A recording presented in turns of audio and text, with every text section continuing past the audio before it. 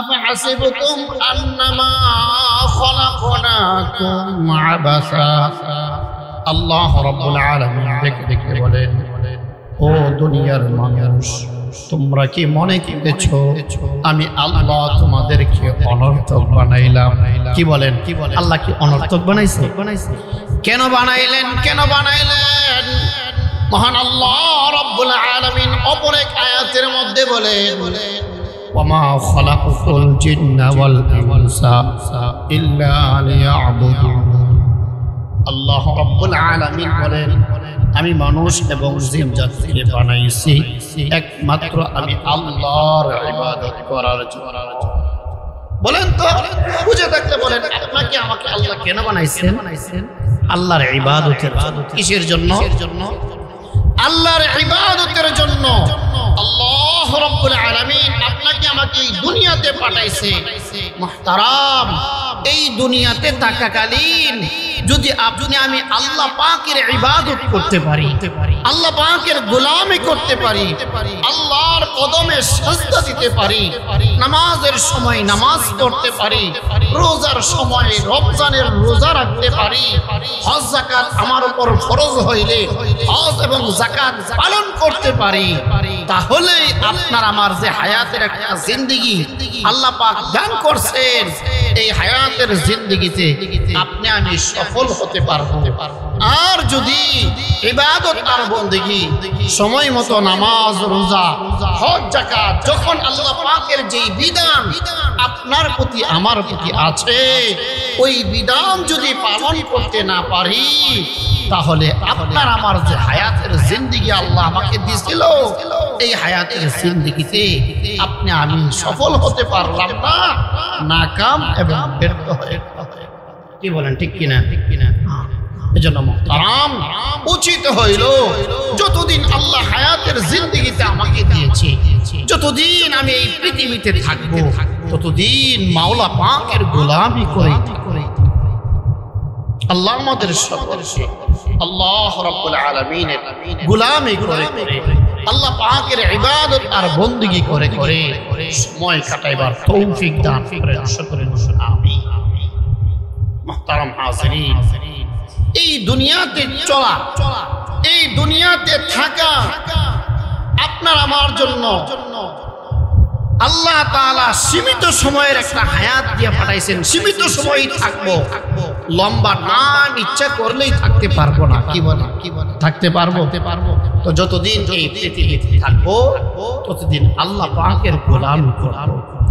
আল্লাহ রাব্বুল আলামিন যেই বিধানগুলা বলছেন আঞ্জাম দেওয়ার জন্য, পালন করার জন্য, সেই বিধানগুলা পালন করব।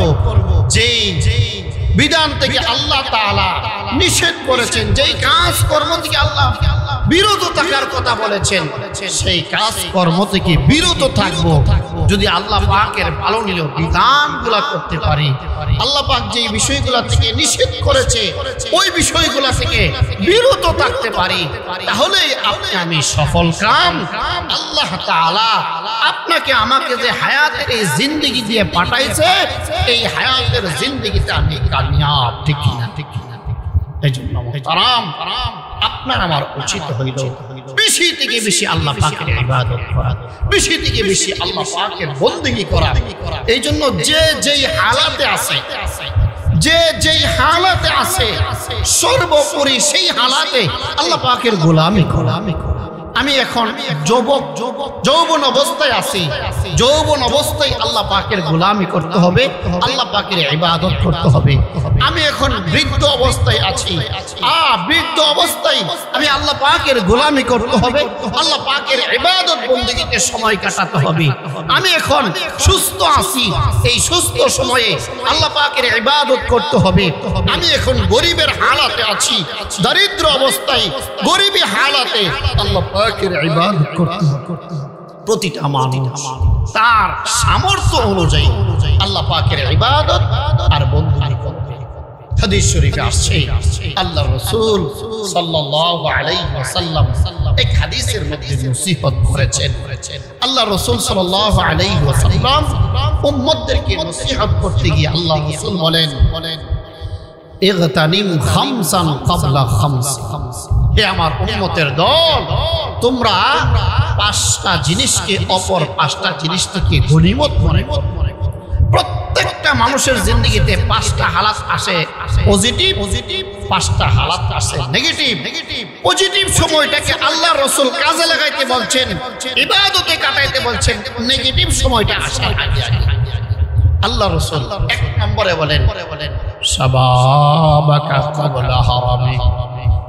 মুসলমান ভাইয়েরা রে আমার, আল্লাহর নবী সরকারে দু আলম উম্মতদেরকে নসিহত করতে গিয়ে বলেন, ও আমার উম্মতের দল, তুমি তোমার হায়াতের জিন্দেগিতে পাঁচটা জিনিসকে অপর পাঁচ জিনিসের আগে আগে তুমি গনিমত গণনা করো, কাজে লাগাও, ইবাদত আর বন্দেগীর মধ্যে কাটাও। আল্লাহর নবী সরকারে দু আলম বলেন, এই পাঁচ জিনিসের মধ্য থেকে একটা জিনিস হইল শাবাবাকা ক্বাবলা হারামিক। ও আমার উম্মতের দল, তুমি তোমার যৌবন কালটাকে কাজে লাগাও, যৌবন কালটাকে ইবাদত আর বন্দেগীর মধ্যে কাটায় দাও। বৃদ্ধ হয়ে যাওয়ার আগে আগে, বুড়া হয়ে যাওয়ার আগে আগে। মুসলমান ভাইয়েরা আমার, বুঝে থাকলে বলুন তো, প্রতিটা মানুষের জিন্দেগিতে যারা বৃদ্ধ হয়েছে তাদের জিন্দেগিতে তাদের সময়ে আল্লাহ যৌবনকাল একটা সময় তাদেরকে দিয়েছিল কিনা? কি বলেন? দেয় নাই? আল্লাহ পাক প্রতিটা মানুষকে যৌবন একটা কাল, আবার এই মানুষটা কিছুদিন পরে বুড়াও হয়ে যায়। যৌবন কাল আল্লাহ পাক দিছেনি মানুষের, বলেন। আবার কোন মানুষ আবার বুড়া হয়ে যায় কি যায় না?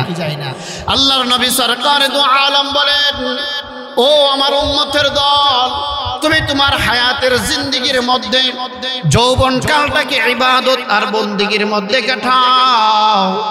যৌবন কালটার মধ্যে আল্লাহ রাব্বুল আলামিনের বেশি বেশি বন্দেগী করো, বেশি বেশি ইবাদত করো।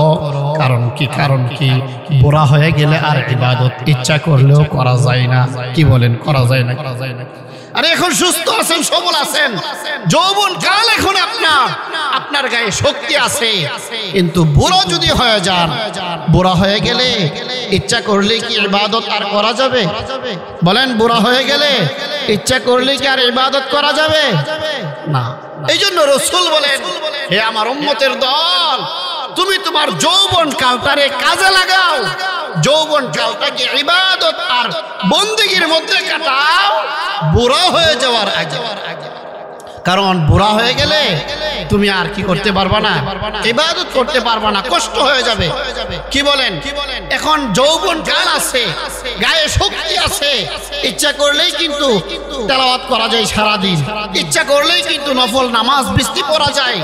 কিন্তু যখন বুড়া হয়ে যাবেন, শরীরে শক্তি থাকবে না, তখন কি ইচ্ছা করলেই কি আর ইবাদত করা যাবে? কথা বলেন। বুড়া হয়ে গেলে ইচ্ছা করলে ইবাদত করা যাবে? এজন্য রাসূল বলেন, ও আমার উম্মত, তুমি তোমার হায়াতের